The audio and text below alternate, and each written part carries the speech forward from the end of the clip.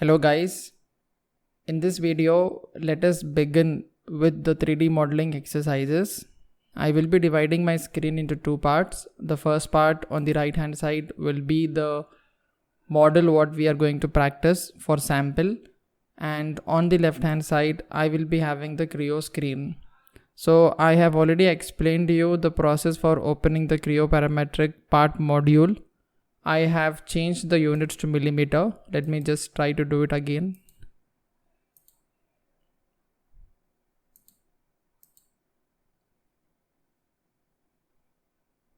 Clear? Now let us begin to create the three-dimensional model as seen on the picture in the right hand side into the Creo parametric software using the extrude command. So I have already explained you the usage of extrude command. It is basically used for creating a linear extrusion with respect to the plane on which we are creating the sketch. So right now I have this model with me, and you can see that it has a base and there are two extrusions on the top, and apart from the extrusions and the base, you also have certain features which are visible for us. That is, we have a hole over here, and this is a half circle basically, and this has been extruded inside. The material is removed in a circular fashion. Then on this extrusions again there is a slot kind of feature over here which is having its own dimension. The length of the base is given to us, that is 80 millimeters, and the width of the base is given, that is 50 millimeters. The height or the thickness of the base is given to us, which is equal to 26 millimeters. So we have analyzed the geometry what we have. One more thing we have is the diameter of the hole, which is placed in the center of the total geometry. The next thing which is visible over here are the dimensions of these extrusions. That means the extrusion height, which is equal to 20 units, and the width of the extrusion is 20 by 20. Apart from that, we also have the diameter of this hole mentioned over here, and the distance of the hole from this edge is given to us. So this is assumed to be the center of the total part, and from this center the edge of the extrusion is 35 units. So let us try to create this model in this Creo software. Now when we are using the extrude command, we have to decide which plane are we going to use for extrusion purpose. So I have multiple options over here. Right now, you can try to use the front plane. If you are assuming this is the front view, you can use the front plane and extrude to the depth of 80 units. Whereas we have another option, we can try to use the top plane and we can extrude to a height of 26 units. So I'll try to show you both the ways so that you're clear with the way of extrusion. So first let me try to consider the front view as this surface, and let me extrude in this way. I mean perpendicular to the face which I am highlighting with the cursor. So let us click on extrude command. You can either click on placement, define and select the sketch, or you can directly select the plane of sketch. So I have the 2D module open right now. It is better to align your 2D module by clicking the sketch view option. Now we have to create this rectangle. It is having a base of 50 by 26. So let me try to create a center line first, so that I want the figure to be symmetric.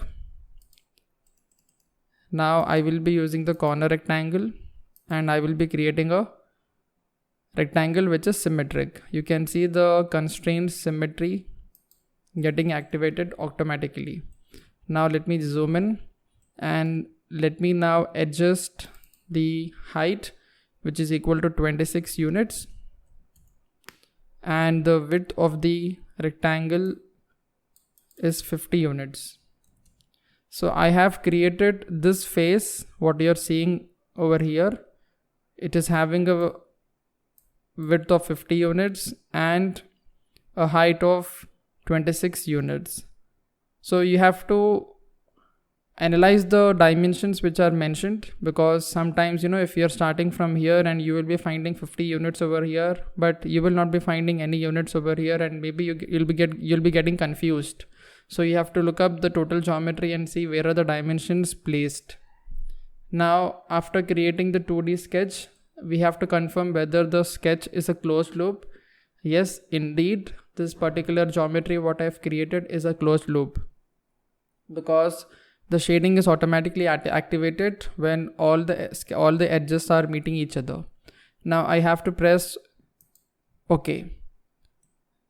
Now you can try to extrude it on this side or the other side, or if you want, you can try to keep it symmetry. So let us try to keep symmetry. And what is the total distance? What is the total width? It is almost 80 units. So let us try to first let us try to push it on the other side and see what we are getting. So this is 80 units. Now you can try to adjust it. This is also 80 units. And this is again 80 units. So once we are setting the total extrusion, the extrusion will not be changed by changing the alignment of the sketch. So I am basically aligning it with respect to symmetry, because I want the total geometry to be symmetry. And now once I'm fine with the extrusion depth and the value mentioned in my geometry, I have to press OK. So we have the base ready with us. So in this method, the base was created by extruding this surface with an extrusion length of 80 units. Clear? So let me now delete this one, and let me press Ctrl D so that the planes are aligned by default view, and let me select the extrude option. Now I will be extruding the base using the top view. So when we are planning to extrude with respect to the top view, we need not consider this dimensions. What we have considered in the earlier extrusion. We have to consider the length of the total base and the width. The thickness, that is 26 units, will be the extrusion length. So let us try to construct or create a sketch having the dimensions 80 by 50. So before that, let me just click on sketch view.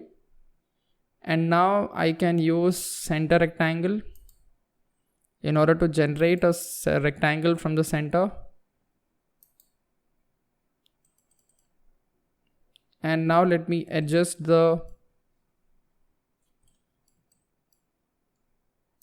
So in order to pan, you just have to click on Shift with the middle click to pan the sketch. And let me change the dimensions to be 50 units.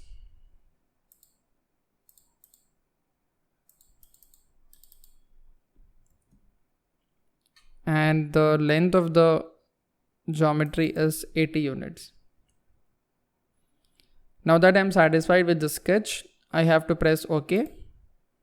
And you can press middle click and you can see what is the kind of geometry you're getting, a 3D solid block. Now you can adjust the height with respect to the thickness of the base, that is equal to 26 units. Once we are adjusting the extrusion length, it is our choice to use any of these. So I'm trying to keep it symmetry. Press OK. Now you can click Ctrl and D and the same block is created, but in this way we have considered the top view for extrusion. In the earlier process or the earlier method, we have used the front view for extrusion.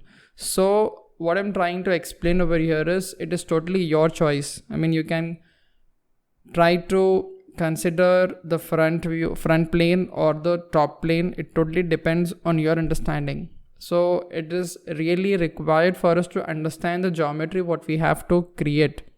After understanding the geometry, then we can take the decision depending on the geometry for the selection of the planes for the purpose of extrusions or any other command what we are going to use. So now that I have created the base, let me try to create another features what are present. So I will be creating the extrusion blocks which are placed on the top. I can also try to create this. I can also try to remove this material over here, but I believe in the manufacturing processes, first we have the total block ready with us, then the process of material removal is being performed on the product. So first we have to make a rough model of the product totally, and now that we have completed the creation of the base, let us try to create this 2 extrusion blocks, and let me continue that in the next video.